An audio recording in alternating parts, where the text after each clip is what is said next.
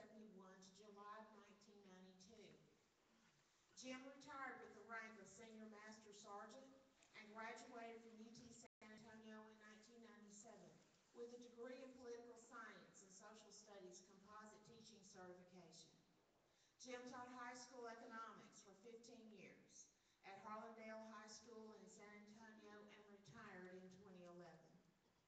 In 2008, Jim Gibson joined the Texas Board of Volunteers and currently serves as the Executive Vice President. Jim, would you please come forward, and please, you will turn off cell phones and all electronic gadgets. And if you have to answer it when it buzzes, please exit the room before you answer it. Okay, please show these people the utmost respect. Thank you.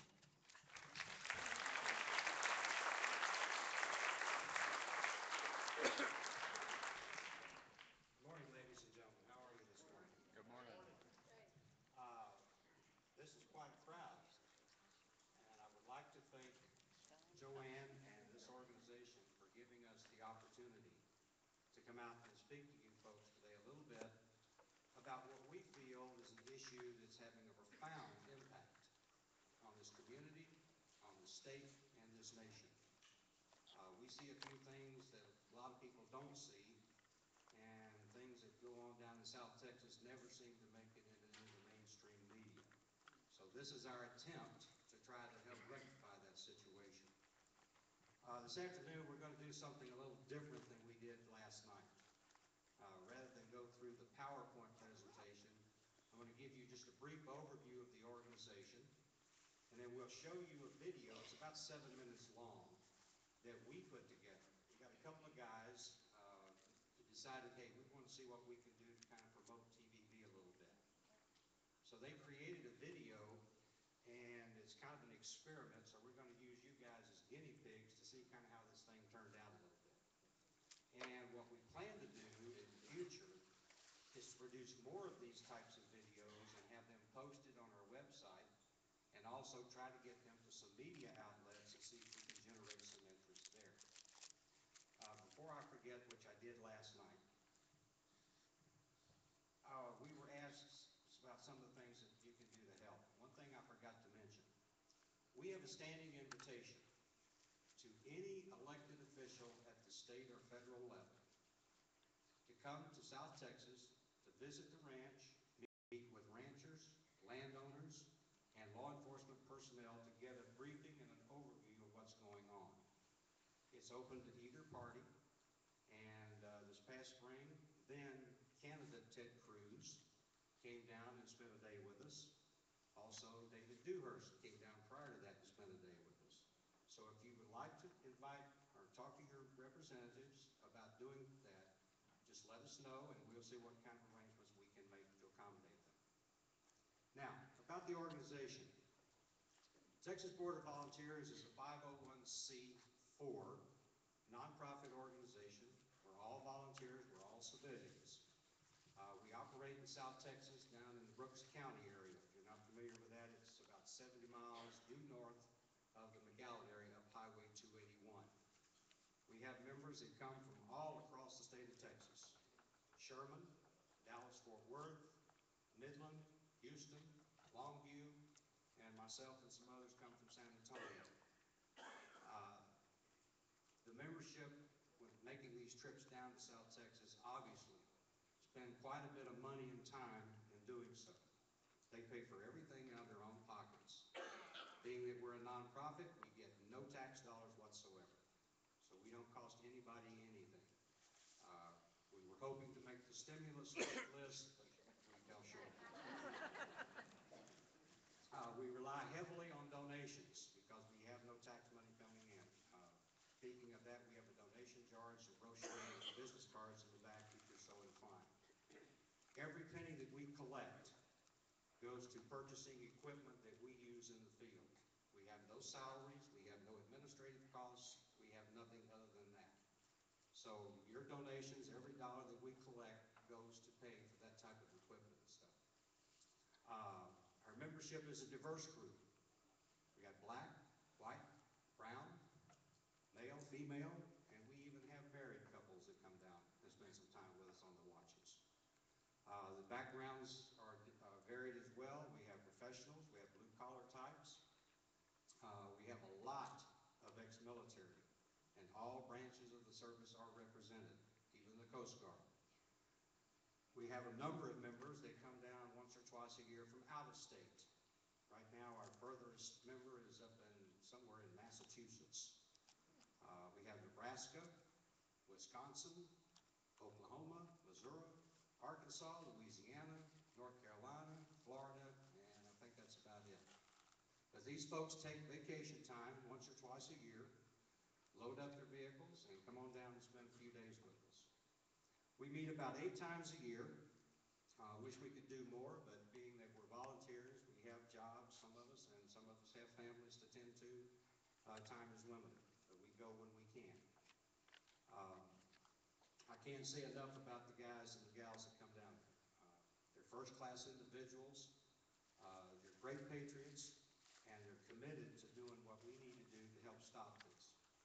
Now, are we the silver bullet that's going to solve the problem? No. But we do make a difference. We've been in existence since 2006, so that we're no secret down there anymore. The bad guys know we're there, and we know that they're coming. It's just a matter of trying to get together, so to speak. We work very closely with law enforcement, and this is something that we're extremely proud of. There have been great efforts over the years since 2006 to create that relationship where law enforcement trusts what we're doing. They know we're not a bunch of yahoos that's running around loose with AR-15s and that sort of stuff. We're professional at what we do. We have a set of standard operating procedures, and we follow those. When we're in the field, Border Patrol shows up. They know that they can count on us to watch their back, and they can count on us not to interfere. We're simply an extension of their eyes and their ears. So we've come a long way in that area. As a matter of fact, when we work the gun shows, particularly in San Antonio, we have a lot of agents that come in from other sectors to attend the gun show, and they're in civilian clothes, and inevitably they will stop by our table and talk to us and thank us for what we do. Now, federal agents are not required to stop by our table. They do it because they're sincere about it. So it makes us feel real good that we've got that relationship going. With that, what I would like to do is have our guy in the back punch up that video. Once that video is over, I will introduce Dr. Vickers and Linda Vickers, and they will take over from there. Yes, sir. Base copy that. Thank you, Chief. And Gumball, Polecat is at 2-1, so I think we've got a shot on the north side for sure. The direction is now northeast direction, mostly north. Understood, Chief. Did you hear that, Gumball? East of the highway.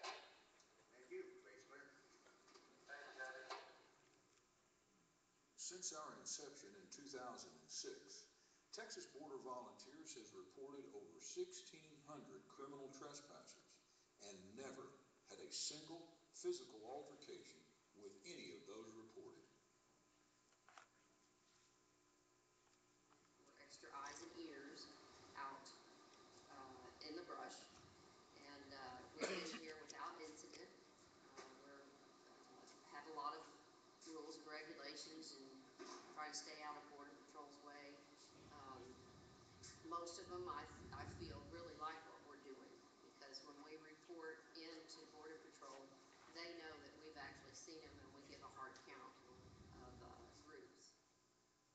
Once across the Rio Grande River, the illegal aliens are loaded like cattle and move 60 miles inland to just south of the Falfurrias checkpoint.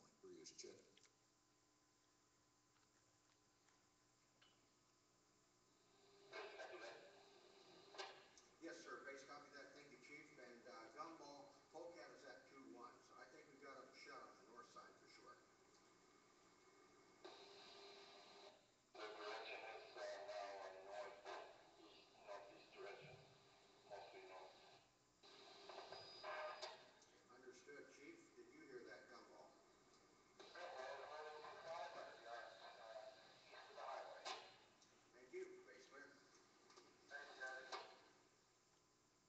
Since our inception in 2006, Texas Border Volunteers has reported over 1,600 criminal trespassers and never had a single physical altercation with any of those reported.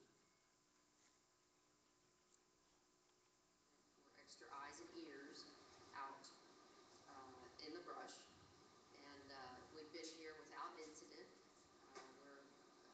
Have a lot of rules and regulations and try to stay out of Border Patrol's way. Most of them, I feel, really like what we're doing, because when we report into Border Patrol, they know that we've actually seen them, and we give a hard count of groups. Once across the Rio Grande River, the illegal aliens are loaded like cattle and moved 60 miles inland to just south of the Falfurrias checkpoint. From there, they're driven up to 15 miles either east or west of the main road to begin their journey north. They are now criminal trespassers, being led by coyotes, who are likely American citizens. Once past the checkpoint, they begin to move towards a pickup spot. This is our area of operation. This is where we observe and report them to Border Patrol.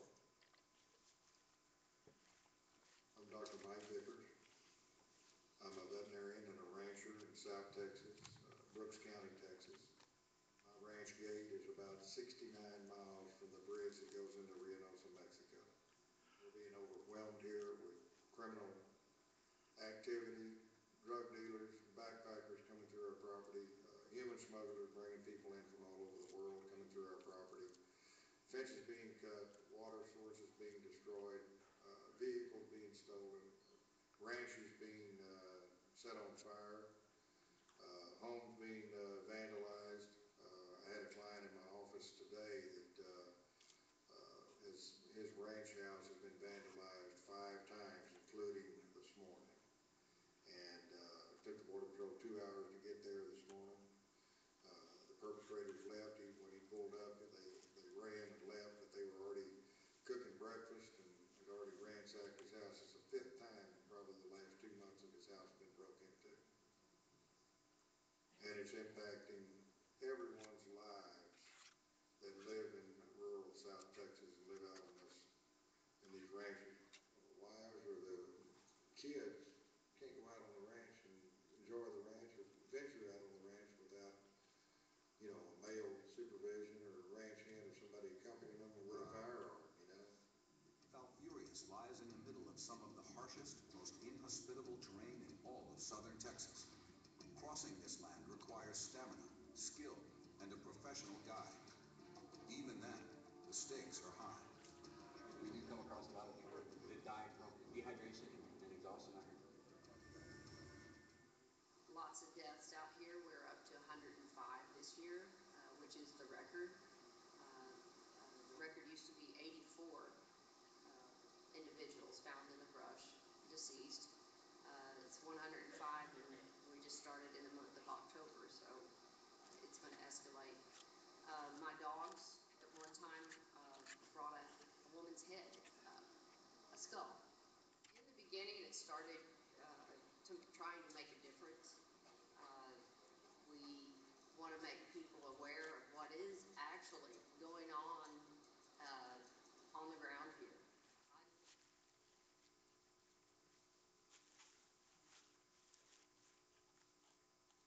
People who come down here, there are a few law enforcement people here, there are a few ex-military people here. I'm a retired airline captain. We have retired engineers, we have retired plumbers, and we have active and working people who actually schedule their vacations a year in advance in order to be able to come down here and do this. We just simply are providing eyes and ears for the United States Border Patrol to apprehend individuals coming into our country illegally. An increase in women. Since the DREAM Act has been passed, there's almost in every group that I see, there's 15 and 16-year-olds. Some would say, oh, but they're not eligible, but fraudulent documentation is just rampant. They will find a way to, get these individuals in. In these groups, this is an area that has high OTM rate, high other than Mexican raid? There are thousands of people coming in here illegally from all over the world. We intercept Chinese out here, Pakistanis, Mostly Central Americans, Guatemalans, Hondurans. people from all over the world, Somalians, Sudanese, the list goes on and on and on. We've had a lot of India, Sri Lanka, Nepal, Somalia. Over 75 different countries have been apprehended in Brooks County alone by Border Patrol. And if that doesn't tell you the border is porous, nothing else will. There's no question, we're losing our country over this very issue right here. There are literally thousands of people pouring in here, right through this Brooks County area. It's one of the hottest crossing points in the nation. Hundreds of thousands of illegal aliens enter this country every year. The majority of them go unchecked. Thousands upon thousands come from countries that are overtly hostile to America. A paper written in 2011 by two former Army generals, Barry McCaffrey and Robert Scales, addressed this often forgotten aspect of our nation's security. The paper was entitled Texas Border Security, a Strategic Military Assessment. People need to stand up and do something. They need to bring awareness to their friends, their family members, people in their community about what's happening down here and the threat that it imposes on the rest of the United States. We invite you to come down and see firsthand the dangers that we face as a country because of our porous southern border.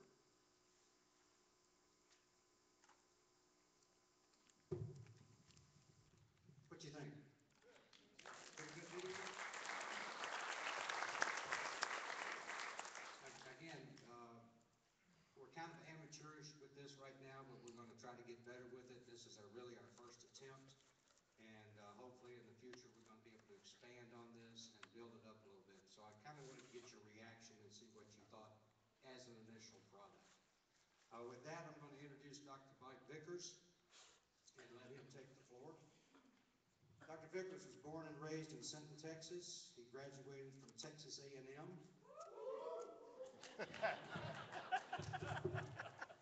1972. Graduated from the College of Veterinary Medicine in 73. He has a veterinary practice in South Texas, and one of the more significant aspects, he discovered the Ames strain of anthrax that surfaced after 9/11.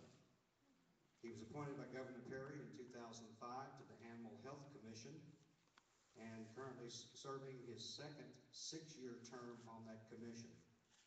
In 2005, he was the president of the Minuteman Civil Defense Corps, and in 2006 became the co-founder and chairman of the Texas Border Volunteers. Linda Vickers, born in Mission, Texas, 1956, graduated from Mission High School, graduated from Texas A&M, and was a member of the Texas A&M gymnastics team from 75 to 1976. A resident rancher of Falfurrias with her husband since 1996, assisted in the structure and formation of the Texas Border Volunteers, and currently serves as our Chief of Staff. She's a member of the Falfurrias Border Patrol Community Partnership and completed the Falfurrias Border Patrol Citizens Academy in 2009. Linda's kind of our link to Border Patrol. She's also a member of the South Texas Property Rights Association. With that, I'll turn it over to Dr. Vickers. The floor is yours, sir.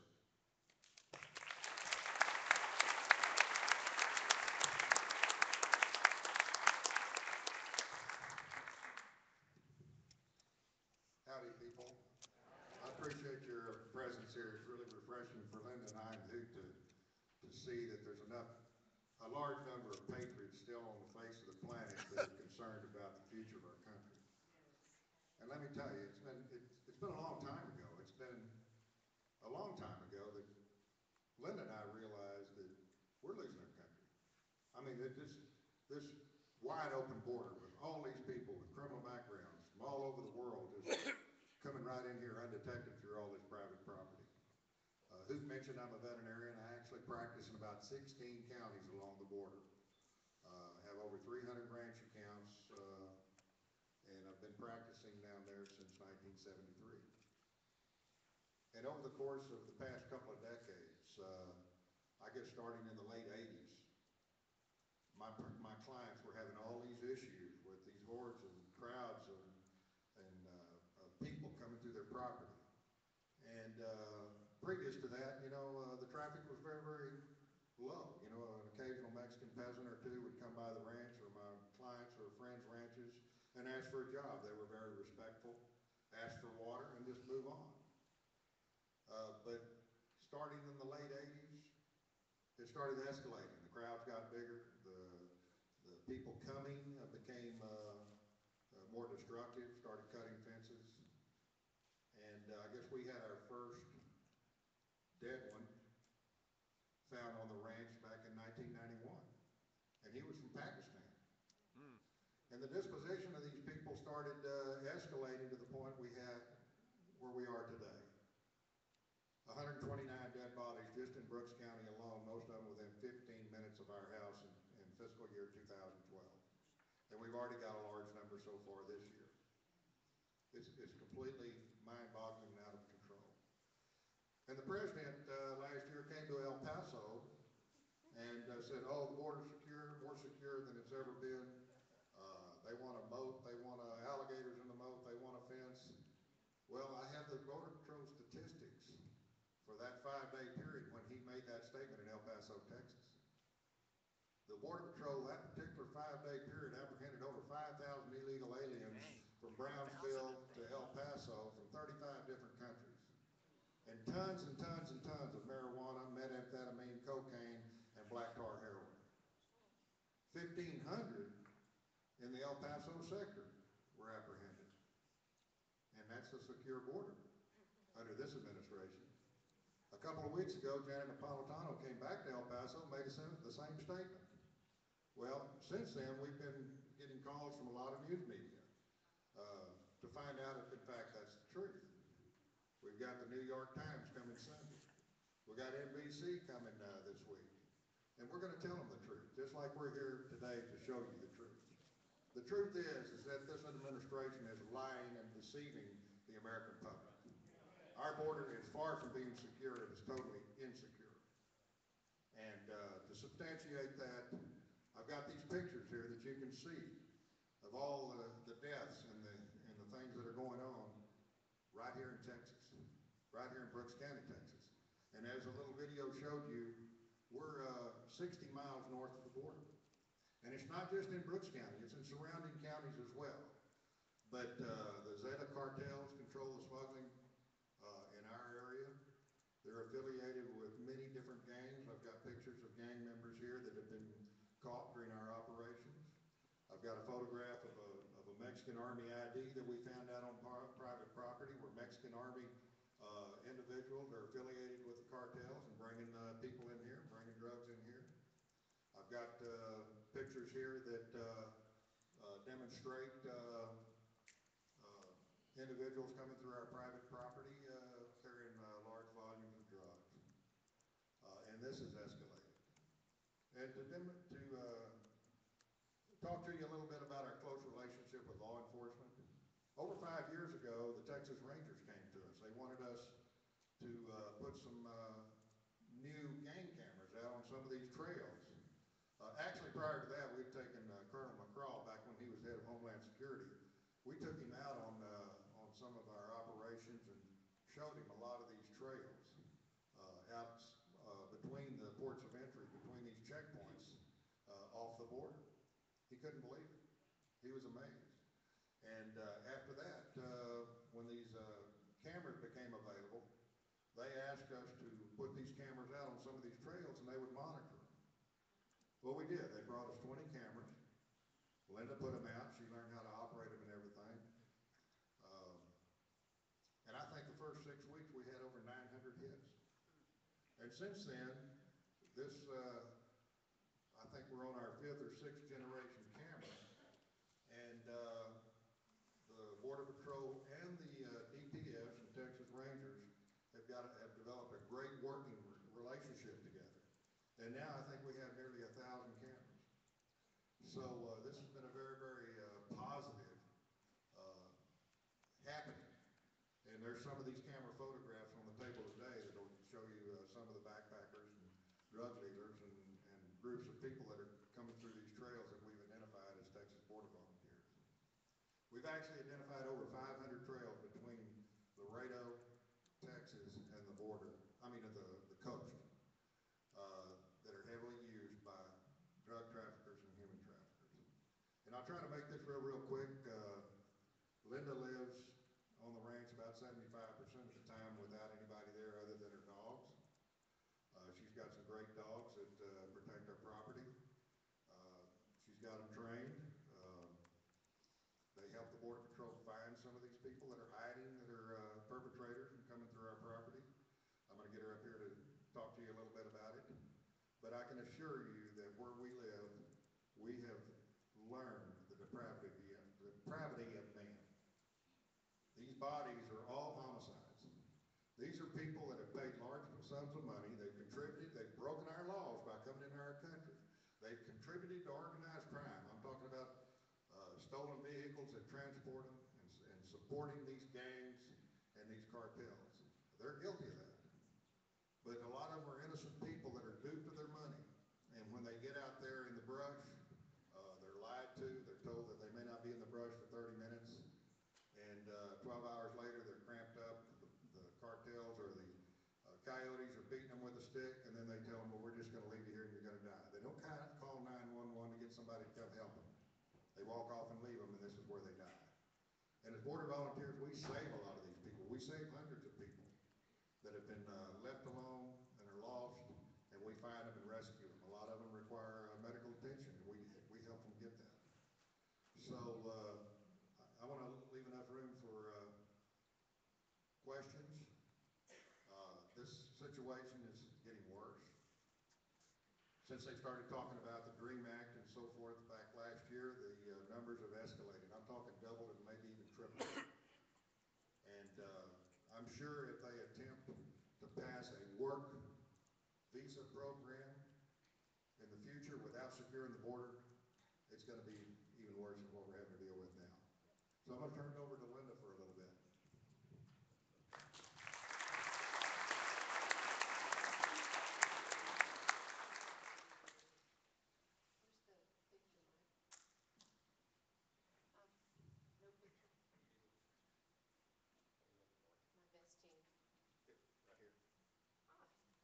Front and center.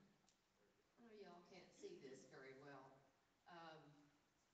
This is my best team, and I ended up calling them that because that is Blitz, Elsa, Shotton, and Tinkerbell. Now don't let the name Tinkerbell fool you. Tinkerbell is a 90-pound Portuguese cattle dog crossed with an Italian Mastiff. I call her my 50 caliber, sits in the back there. Well, the puppies are now over a year old. Last year I knew I was onto something when I'd drive around and those puppies would start getting excited and they'd jump out and boom, locate a group of illegal aliens. I said, I'm going to have to start keeping count of this. Well, last year, myself and these dogs, 119 illegal aliens with 101 apprehensions by Border Patrol. And that's not even on our whole ranch. Our ranch by South Texas standards is small, 1,000 acres. That's just around my house and taproom area. I mean, it even blows my mind, and I'm used to this stuff. People will ask, how do you live down there? And really, I used to answer, how do people live in New York City? Pretty much the same, you know, you have to be aware. And these dogs give me an awareness that I had no idea, you know, that these people were hiding, looking at my house, hiding around my barn area. And I don't walk outside the door without a pistol or a cell phone. And I realize even though I'm not scared, I am frightened. Otherwise, I wouldn't be carrying a weapon everywhere I go, even when mowing the yard. You know, there is a fear factor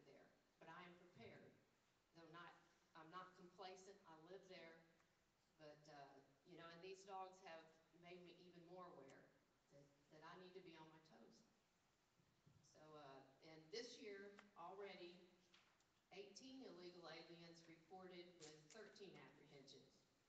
And I tell you what, those German Shepherd boys, they're over a year old. Their father was a retired Border Patrol detection dog. So they've got it, they've got that nose. And the sire of these pups, $24 million worth of drugs he detected in his career. So they're good boys, and I'm real pleased with them. So I guess we'll take some question and answers now with Hoot and Dr. Vickers and myself. I think there were cards. Yeah, give me a second to go Okay. collect you faster today than you were last night. Hey, Matt, would you turn on Okay. the name to see I'm your going to name? start, and they're going to go ahead and collect so we can get everybody moving. Is the microphone over there? Yeah. Check 1, 2, check 1, 2. Just a second. Check 1, 2. Okay, you got me again. Here you go.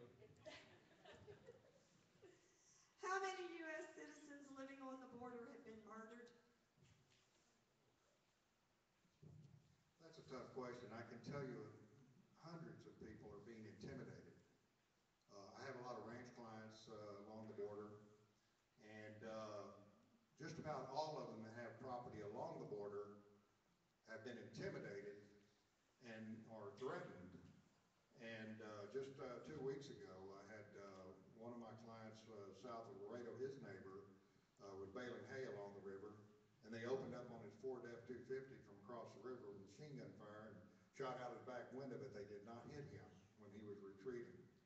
But incidents like this have got people intimidated. There was actually an incident last year where the cartels came across the border in their black Suburbans, and all camoed up with weapons, and went out and threatened a farmer and told him not to burn his sugar cane field there in Starr County, Texas, because that was their smuggling route through that sugar cane. And they didn't want to burn that sugar cane because it would open up that pathway that they were using through that sugar cane field and shut down that pathway. And these guys were threatened, so they called law enforcement. It took 2 or 3 days to get enough sheriff's deputies and border patrol agents out there to go ahead and burn the field without any issues. But I can tell you right now, I have a lot of clients that see criminal activity on their property. Trucks coming on their property, boats coming across from the other side, loading that truck up with dope, and they don't call law enforcement. Because they know law enforcement in the United States of America is not going to protect them. They're not going to have a border patrol agent out there protecting them all day long. These cartel people know where their kids go to school. They know where their wife shops in town. They turn their back and go away. I had one guy tell me one time that he has property between Rio Grande City, Texas, and McAllen on the river.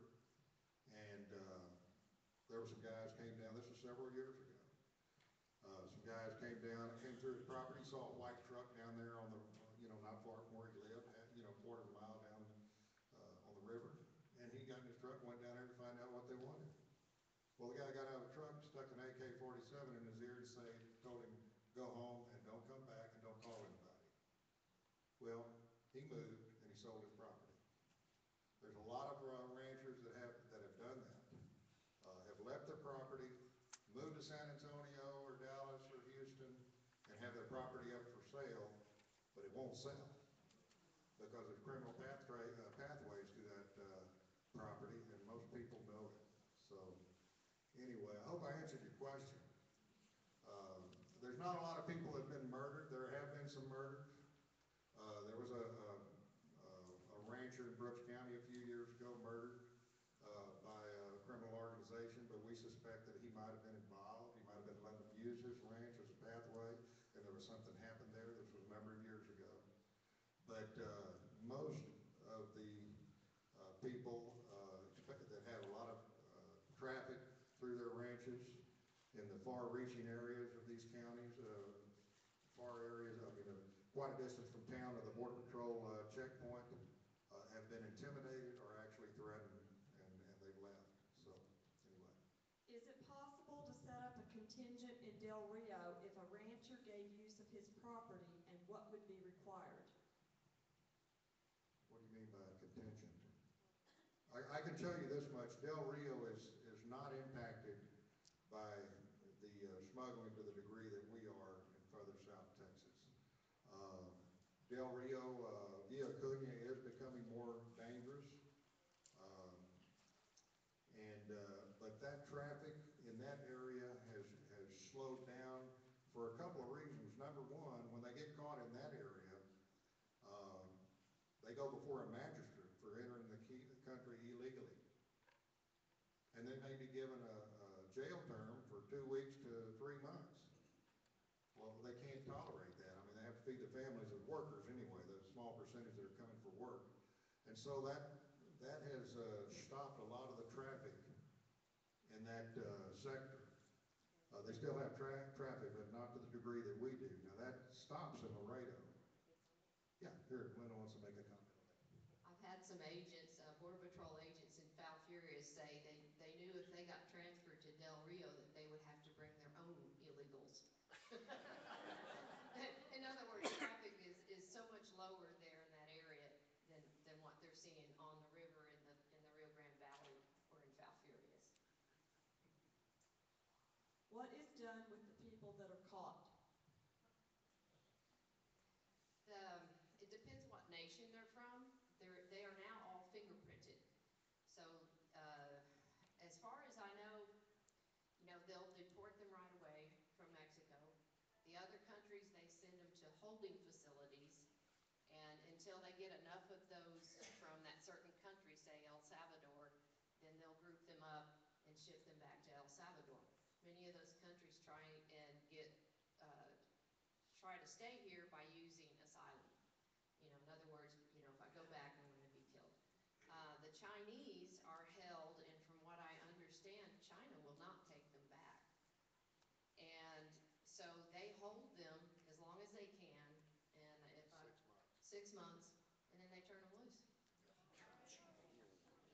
So what the answer is, I don't know. I know if they're criminals, have a background in criminals, they'll try and keep them longer, but as far as I know, they turn them loose after 6 months. In America. In America. In America, that's right. Yeah. Is there any doubt in your mind that the large numbers of illegal aliens coming across the borders began in the late 80s after the first amnesty was granted?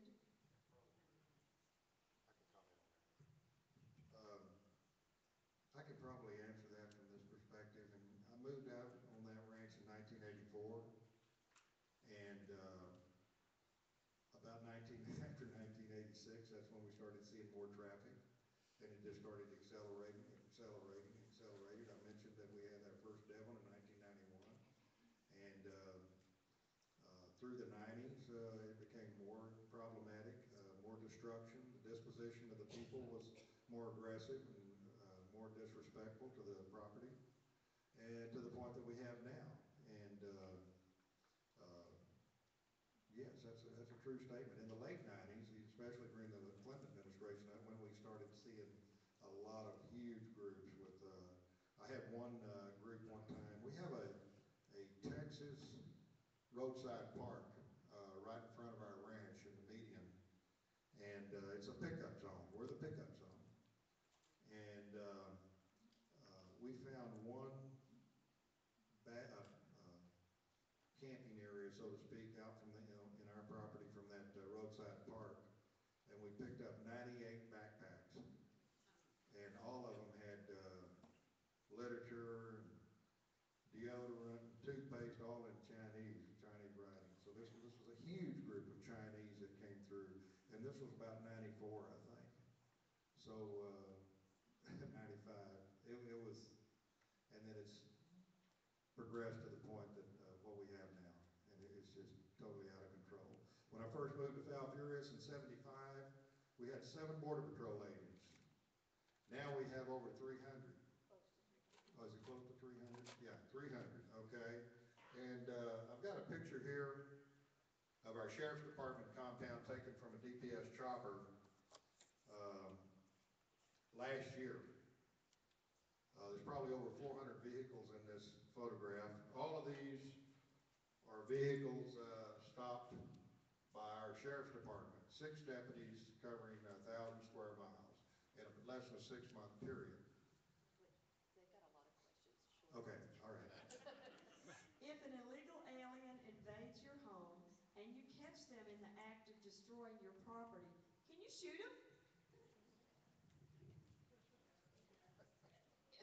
I've taken, my concealed handgun course, and the captain that gave that, he had an interesting fix on that, wherever you live. He said, you can come home and somebody's walking out of your house with your TV. He said, you can legally shoot them. Criminally, you won't be charged. However, you can bet on a civil charge. Was that TV worth it? I've come back, in fact, the team, I've driven back, and I have a bad habit of leaving my back door unlocked. I go do my horse thing and come back. Well, the team, the best team, started going nuts and ran into my back porch and cornered 2 illegals. They were getting water, but they said, we hadn't eaten in 3 days. Next move was they were going to be in my house. Now, I've never personally encountered that, but that shooting, it's just, it's something, it's a no-brainer if one comes at you aggressively. I'm prepared for that, but I'm telling you, a lot of them will start showing you their holy cards and praying to God, and we keep a distance. I keep a distance, and I'm prepared to shoot over their heads. If that doesn't stop them, that has told me something. I'm also carrying a stun gun. The last thing I want to do is kill somebody, but I will protect myself, and I will protect my home. What are you recommending to secure our border? Everything. Myself, I think the fence has a place, legislation, just enforcing our laws we have. Let's take away the entitlements. I mean, it's gotten out of control. Our hospitals, our schools, and this anchor baby problem, that is not what that amendment was for, and and it all boils down to they abuse our system. And in my mind and in my opinion, that is basically what the majority of these illegal aliens are coming for, the entitlements. There are some that coming to work, but they also like those entitlements. That's our fault too. It's our fault, yeah. We started it. We need to demand internal enforcement. This administration has stopped ICE from any internal enforcement. Back in the 80s, the Border Patrol did the internal enforcement, and that's the way it should be. The Border Patrol ought to have free reign to take anybody out of this country that came in here illegally. This Immigration and Customs Enforcement, it's a scam. I mean, this thing was doomed to disaster before it ever started. Taking internal enforcement away from the Border Patrol and giving it to another agency and then not letting them do the job. And now this president is telling them not to do their job. There's a lawsuit involved over it. Internal enforcement is a must.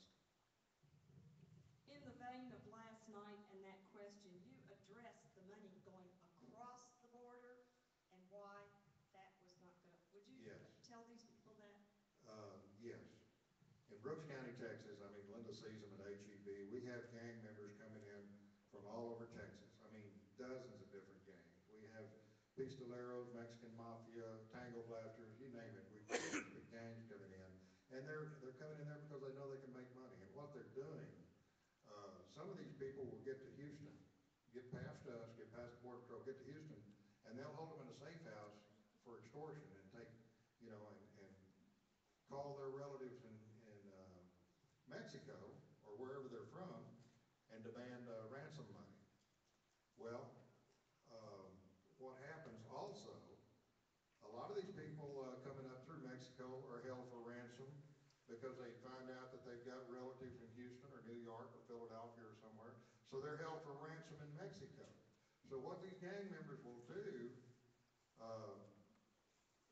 they'll contact some of these people in the United States, and they'll come to foul furious to the Walmart and pay that ransom note with a Western Union payment of $150,000 to free those people in Mexico so they can continue to come this way. It happens at HEB too.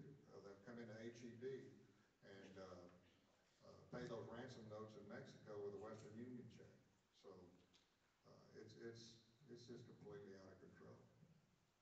What should we Americans who can't or don't live on the border do to help with this problem? You want to do that? I think this was about the same thing that we were asked last night. The best thing that we think that you can do is what you're doing right now as a start. You've got a terrific group of folks here that obviously are motivated and concerned about what's going on. Get with your elected officials on a regular basis, not a one-time email or a one-time phone call. And if you can, go in groups, 5 or 6 or 7 or whatever, and make it clear to these folks that the situation is getting out of hand and we want a solution to it. And the period of time where they say, well, we know but, that time is over. Yes. There are no more we know buts out there. So stay involved in your local areas, and also, if you can, go down to Austin and listen to some of the hearings and get involved in some of the legislation that's floating around. I don't know how many, Joanne may have an idea how many immigration bills are out there? About 10. Compared to 30-something last session? Let me just say this, Jim. The silence down there on this issue, the silence in Austin in the halls of the Capitol on this issue is deafening. And I said that to the Tea Party caucus a week ago Monday. I told them, I said, I don't care what political party tells you that you are excused from discussing this issue. It is a matter of the rule of law. And if you don't address it, you're part of the guilty party.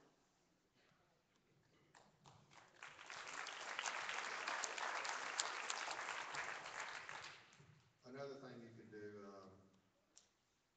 I don't see this administration doing anything to protect the border and to protect us as citizens. They've proven that they're not going to do anything. They've lied, to the American public, they've deceived us, but the state of Texas can. And we need our state officials to allocate more funding for equipment and resources to cover this border. One thing that is really top on the list is another helicopter be stationed in Edinburgh, Texas, to provide more air support for our operations. The DPS, yes, for DPS. Right now they have 1 helicopter and 3 pilots down there. They fly most of our air support at night. They're having to rob or use the helicopter from the Laredo sector about 75% of the time. They need another helicopter in our sector to back up that 1 helicopter. To give you an example, the Border Patrol have 10 helicopters in McAllen and 28 pilots. And our 1 helicopter probably flies 75% of the missions at nighttime. On Columbus Day, we had traffic. Well, those Border Patrol helicopters and pilots were parked because it was a federal holiday. But our state guys were flying. And right now, I was told by the captain of our air wing of the DPS just the other day, that the Border Patrol have actually came to them and are asking our state guys, to train their pilots. And that'll be a big step forward. But we need more air support. We need more Ranger recon teams. We need more pay for our DPS officers. The DPS officers down there on the border in these rural areas that I do practice in are carrying snipers with them. You get pulled over by a DPS officer, he's got a camouflage sniper with an M4 sitting next to him. That's how bad it is. And these guys need more pay. A lot of these DPS officers are leaving the DPS to go to get an oil-field job or something like that. We've got to step up and support our DPS and our Texas Rangers more. Who can join the Texas Border Volunteers, and are there age limits? The only age restriction we have is you must be at least 21 years of age. Beyond that, I think we've got a couple of them in their 70s and maybe one in their 80s, I'm not sure. So there's no age limit except for the 21. In order to join, you go to the website, and we have a button at the top that says Join Us. You can go there, you can download an application. What we will need is the application, a copy of your concealed handgun license if you have one.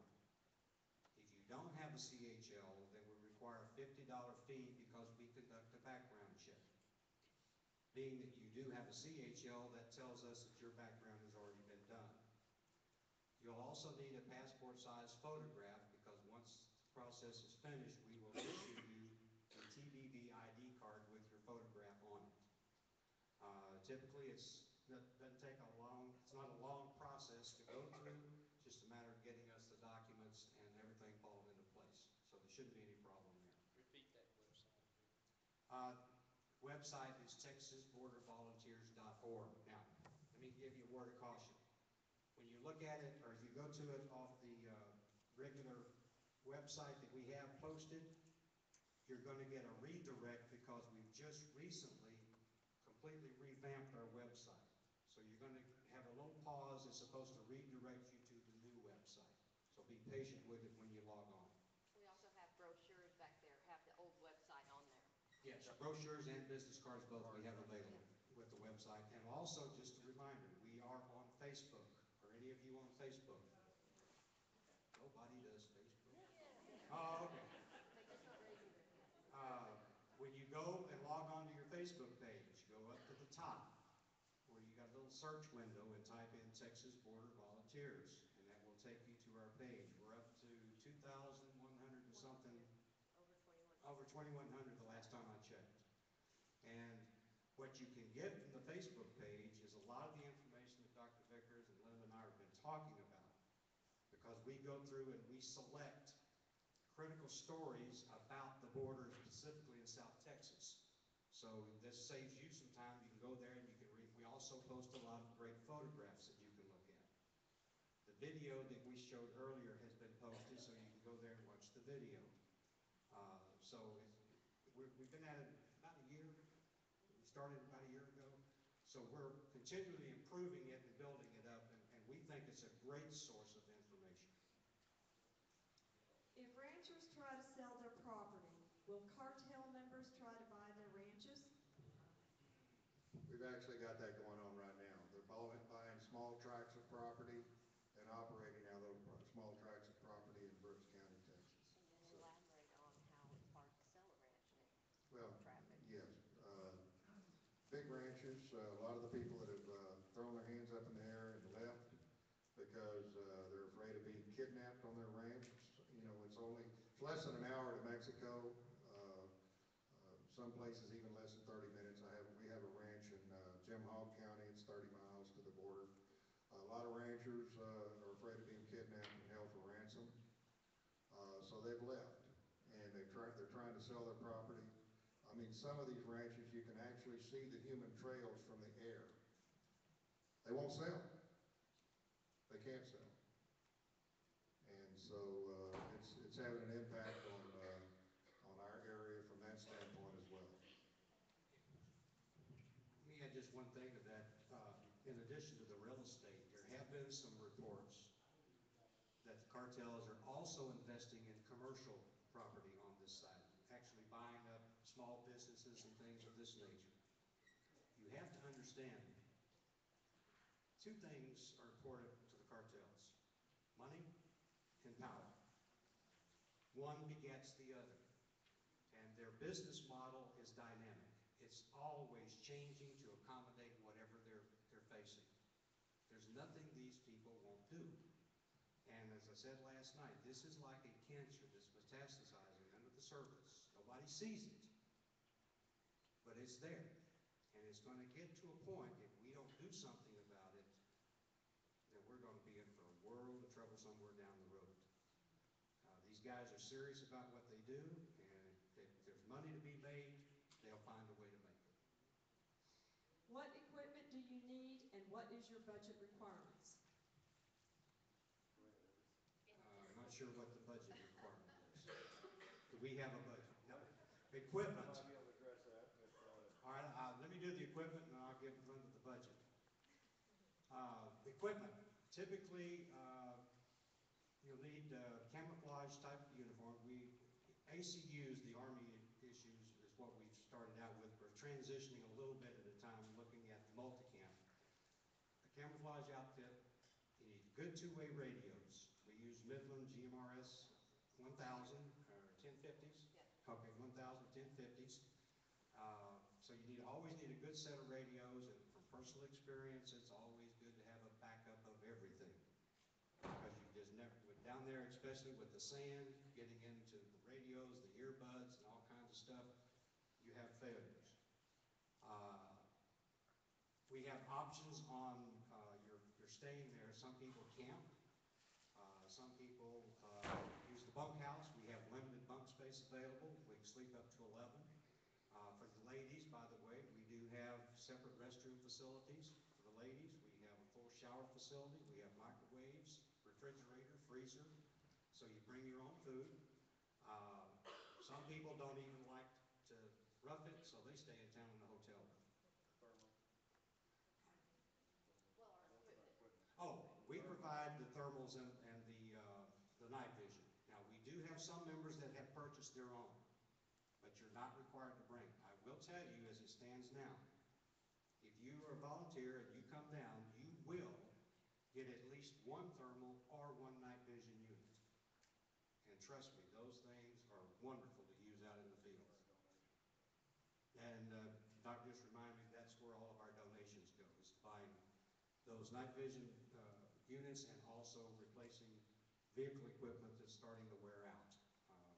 We just purchased a new Polaris and we're currently paying on that. What's the cost? There is no cost to join. I mean, what is the cost of that night equipment? Around 24. We can 25? get the Gen 3 night vision. The Gen 3 night vision, we have a supplier that will sell it to Texas Border Volunteers for $2,400 thereabouts. Now, since we're 501c4, we don't have to pay tax, but we can get you that price, as a member, but you would have to pay tax. We also have the thermal units, which range, we have a couple of big boys that will reach out there 600 yards. Now, those little babies cost $10,000, and we've got 3 of them. And then there's a little baby thermal, and though it doesn't reach out that far, it works excellent, and I think we're getting those for just under $3,000 also. Oh, and we've now purchased or rented satellite phones, because in some of these areas, cell phone coverage is just bleak, if non-existent. I will add, we have a container back there on their table if you're so inclined to donate and help them. We'd appreciate it. Can't illegals in far south portion of the border be presented to the magistrate as is done in the northern portion of the border?